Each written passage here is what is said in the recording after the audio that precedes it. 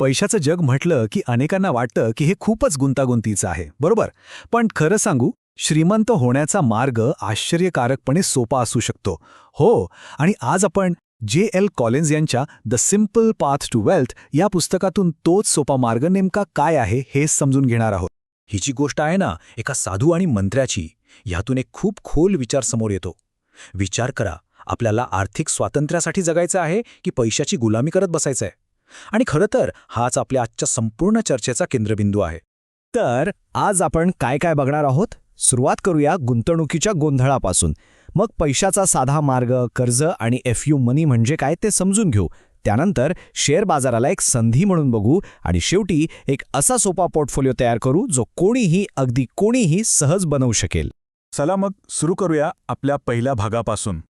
गुंतवणूक हे नाव ऐकलं की अनेकांना ते खूप क्लिष्ट आणि भीतीदायक वाटतं. पण असं का होतं? ह्यामागे ना एक खूप मोठं कारण आहे.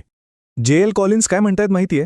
ते म्हणतात की मूळ समस्या ही आहे की ही जी फायनान्स इंडस्ट्री आहे ना, ती गुंतवणुकीला जाणून बुजून गुंतागुंतीचं बनवते.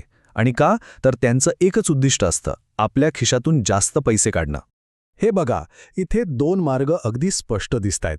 एकीकडे आहे फायनान्स इंडस्ट्रीचा मार्ग, जो क्लिष्ट आहे, महाग आहे आणि खरं तर कमी प्रभावी आहे. आणि दुसरीकडे आहे आपला साधा सोपा मार्ग, जो सरळ आहे, कमी खर्चाचा आहे आणि सगळ्यात महत्त्वाचं म्हणजे जास्त प्रभावी आहे. साहजिकच आपण या दुसऱ्या मार्गावरच लक्ष देणार आहोत.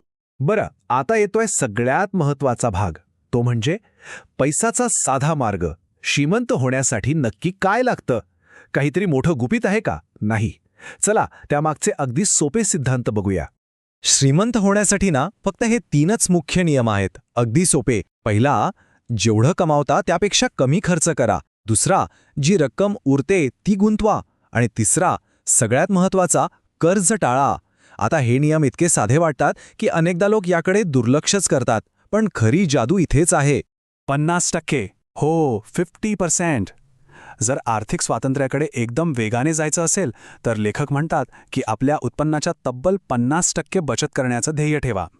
मला माहिती आहे, हे ऐकायला कदाचित अशक्य वाटेल, पण याचे 2 जबरदस्त फायदे होतात. एक, तुमच्या गरजा आपोआप कमी होतात आणि दुसरं, गुंतवणुकीसाठी तुमच्याकडे एक मोठी रक्कम जमा होते. ओके, आत्ता आपण बोलूया श्रीमंतीच्या मार्गातल्या सगळ्यात मोठ्या शत्रूबद्दल, म्हणजे कर्जाबद्दल. आणि हा शत्रू हरवल्यावर जे बक्षीस मिळतं ना, त्याबद्दलही बोलू. कॉलिन्स यांनी दिलेली ही उपमा बघा, अगदी अंगावर काटा आणणारी आहे. ते म्हणतात की कर्ज म्हणजे काय, तर अंगाला जळवा चिकटल्यासारखं आहे, जे हळूहळू आपलं रक्त शोषून घेतं. कर्ज ही काही सामान्य गोष्ट नाहीये, ती एक विनाशकारी शक्ती आहे, हे ओळखणं खूप गरजेचं आहे. तर मग ह्या कर्जाच्या जाळ्यातून बाहेर कसं पडायचं? त्यासाठी ही एक सरळसोट पद्धत आहे. सगळ्यात आधी तुमच्या सगळ्या कर्जांची एक लिस्ट बनवा. मग जे अनावश्यक खर्च आहेत ते पूर्णपणे बंद करा. तिसरं, तुमच्या कर्जांना व्याजानुसार क्रम लावा. जास्त व्याजवर, कमी व्याजखाली. आणि मग बाकी सगळ्यांचे मिनिमम पेमेंट करत सगळ्यात जास्त व्याजदराच्या कर्जावर तुटून पडा. आणि या सगळ्या प्रवासाचं अंतिम ध्येय काय आहे? ते आहे FU मनी मिळवणं. आता लेखक हा शब्द मुद्दाम वापरतात, कारण त्यात एक भावना आहे. याचा अर्थ काय? तर इतके पैसे कमवणं की तुम्हाला कोणाच्याही दबावाखाली, कोणाच्याही मर्जीवर अवलंबून राहावं लागणार नाही. आपलं आयुष्य, आपला वेळ पूर्णपणे आपल्या मर्जीनुसार जगता येणं, हेच आहे खरं आर्थिक स्वातंत्र्य.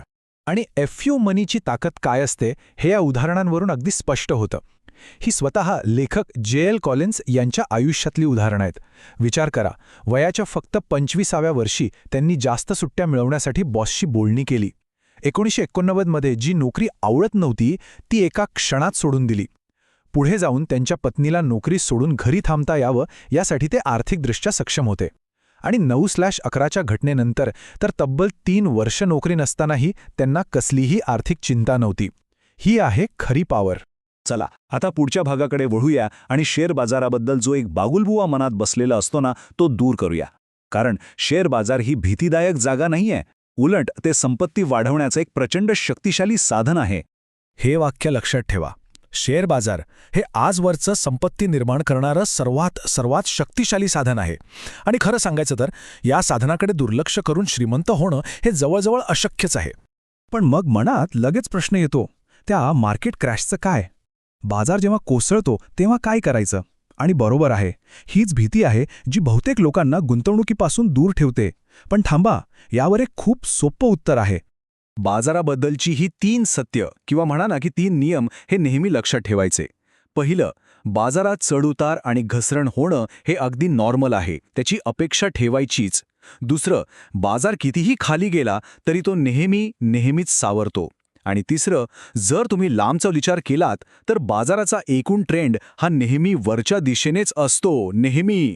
11.9%. विचार करा, हा एक अविश्वसनीय आकडा आहे.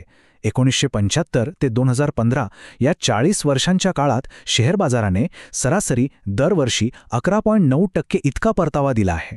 यावरूनच बाजारात पैसा वाढवण्याची किती जबरदस्त ताकद आहे याचा अंदाज येतो. ठीक आहे, आतापर्यंत आपण सगळं थिअरीमध्ये समजून घेतलं. आता वळूया शेवटच्या आणि सगळ्यात प्रॅक्टिकल भागाकडे. इथे आपण प्रत्यक्ष बघणार आहोत की गुंतवणुकीसाठी एक सोपा पण अत्यंत प्रभावी पोर्टफोलिओ कसा तयार करायचा. जे लोक अजून तरुण आहेत, ज्यांच्याकडे भरपूर वेळ आहे संपत्ती निर्माण करायला, त्यांच्यासाठी लेखकांचा सल्ला अगदी सोपा आहे. ते म्हणतात, तुमची 100% गुंतवणूक फक्त एकाच फंडात करा, तो म्हणजे total stock market index fund. आता याचा अर्थ काय? सोप्या भाषेत सांगायचं तर तुम्ही एकाच वेळी अमेरिकेच्या संपूर्ण अर्थव्यवस्थेत म्हणजे तिथल्या हजारो मोठ्या कंपन्यांमध्ये एक छोटासा हिस्सा विकत घेता. किती सोपं आणि किती प्रभावी आहे हे. आता जे लोक निवृत्तीच्या जवळ आले आहेत किंवा निवृत्त झाले आहेत त्यांच्यासाठी अर्थातच थोडा वेगळा विचार करावा लागेल. हा आहे त्यांच्यासाठी वेल्थ प्रिझर्वेशन म्हणजे संपत्ती जपण्याचा पोर्टफोलिओ. इथे काय आहे तर 75% स्टॉक्स, 20% बॉन्ड्स आणि 5% कॅश. यामुळे काय होतं की बाजारात जे मोठे चढउतार होतात त्याचा जास्त त्रास होत नाही आणि त्याचवेळी संपत्ती हळूहळू वाढतही राहते. तर मग आपण पुन्हा एकदा त्या साधू आणि मंत्र्याच्या गोष्टीकडे येऊया. आठवतंय? एका बाजूला आहे कर्ज आणि अनावश्यक खर्चाची गुलामी आणि दुसऱ्या बाजूला आहे साधेपणाने जगून मिळवलेला आर्थिक स्वातंत्र्याचा मार्ग. निवड आपल्याला करायची आहे. आता प्रश्न हा आहे की स्वातंत्र्याकडे जाणारा आपला मार्ग कोणता असणार आहे.